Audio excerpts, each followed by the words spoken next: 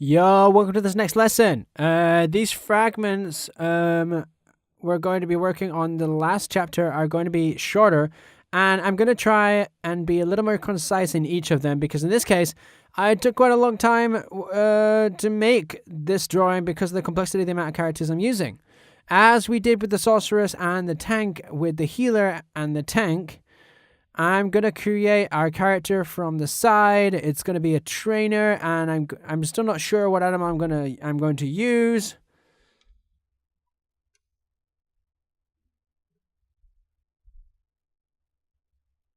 And yeah, I'm gonna establish this 3/4 pose a bit more turned than what similar to the one we did with the explanation of the archer. Jesus.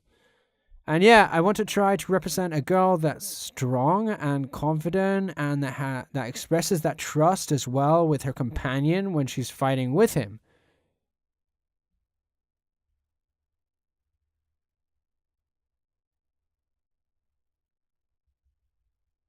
So yeah. What I'm doing right now is establish that sketch that I was telling you guys about with the brush that I've been using throughout all of the videos, so the basic one. And now what I'm going to do is place the characters to get the optimal position for when we're drawing. In this case, I'm looking to see how we could place the second animal I want to put in and maybe her pose. I still can't find one that I like.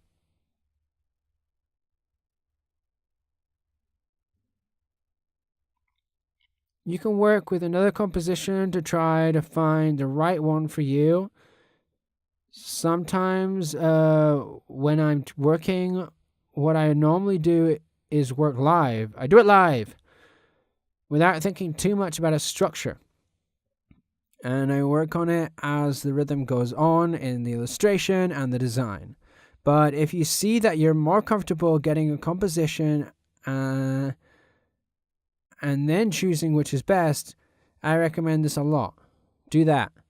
But for me, sometimes I forget, and then actually I could probably make much cooler things. But hey, if I'm working as I go and I like it, I can try the option. Well, at the end, I've gone for making 2 dragons, one smaller than the other, so that we could try to compensate and reinforce the scene a little bit. I've decided to change the race of the girl, making her a night elf. So she'll have like dark hair and stuff, and she'll have much more feline features, much more refined than a human might have. And I want her to have that reflection of happiness and joy and trust, you know? Yeah. I'm just touching up as I go along, and I don't know still if I should give her long, short, or tied up hair. I might leave it tied up. I don't know. But oh, as I was saying, the image in the end might be very different depending on how we go along developing all of the drawing. And we might change her hair in the end. I don't know. Changes are always allowed in digital drawings.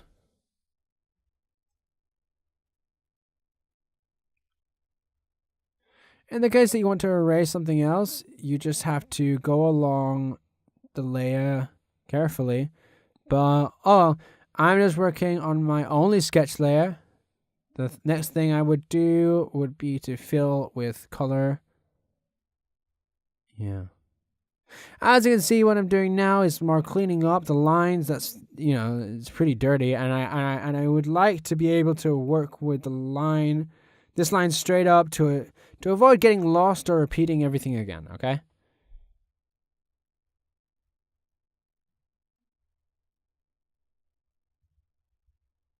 And the dragons, remember that you can have creativity driving you and innovating, adding teeth, horns, more tails, or wings, or whatever you can think of.